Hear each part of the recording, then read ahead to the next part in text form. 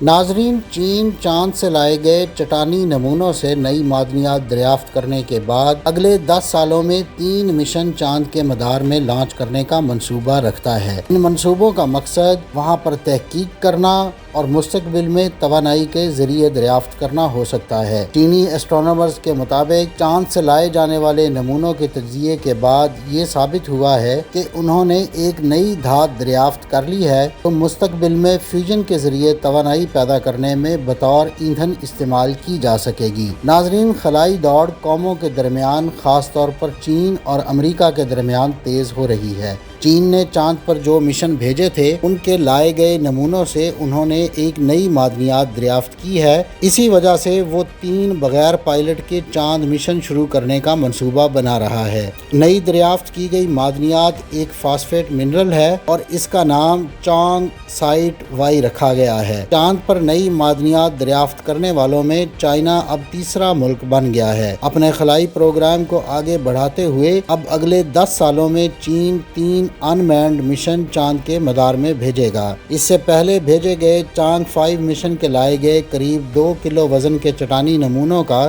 Chinese نے تفصیلی تجزیہ کیا تھا، جس میں انہوں نے یہ نئی دھات دریافت کی تھی۔ چین سے پہلے امریکہ اور روس نے چاند کی معدنیات دریافت کی تھی، مگر چائنا کا دریافت کردہ یہ نیا ایلیمنٹ اس حوالے سے اہم ہے کہ اس کو نیوکلیئر فیژن میں بطور ایندھن استعمال کرنے کا امکان موجود ہے۔ تاہم یہ دریافت اور اس کے بعد چاند پر ممکنہ مائننگ آپریشن زمین پر بھی کسی تنازع کا باعث بن سکتا ہے، کیونکہ دونوں ملکوں کے درمیان اس حوالے سے نہ کوئی معاہدہ موجود ہے اور نہ ہی کوئی باہمی قوانین طے کیے گئے ہیں۔ اسپیس مائننگ ابھی تک جس کی لاٹھی اس کی بھینس والا معاملہ ہی ہے۔ روس اور چین مل کر چاند پر ایک ریسرچ اسٹیشن بنا رہے ہیں، مگر اس جگہ پر ناسا پہلے ہی موجود ہے اور اپنی ریسرچ کر رہا ہے۔ لہٰذا اب چائنا اور روس کی طرف سے وہاں تحقیق کا آغاز ہونے سے لامحالہ مسائل پیدا ہوں گے، خصوصاً اس وجہ سے بھی کہ ان دونوں ممالک میں نالج شیئرنگ یا مل کر کام کرنے کا کوئی تصور موجود نہیں ہے، بلکہ چائنا اور روس ایک ٹیم جبکہ امریکہ اور یورپی یونین ان کے مخالف ٹیم ہے۔ اگرچہ امریکہ چاند پر سب سے پہلے انسان بھیج کر اپنی بالادستی ثابت کر چکا ہے، مگر اب چین بھی اس کی قابلیت رکھتا ہے اور وہ اس دہائی کے آخر تک انسان کو چاند پر بھیجنا بھی چاہتے ہیں۔ اس سال کے آغاز میں چین نے اعلان کیا تھا کہ وہ اپنے مشن سے کمیونیکیشن کے لیے چاند کے ارد گرد سیٹلائٹس کا ایک سسٹم بنائے گا اور یہ منصوبہ 2024 تک مکمل کر لیا جائے گا۔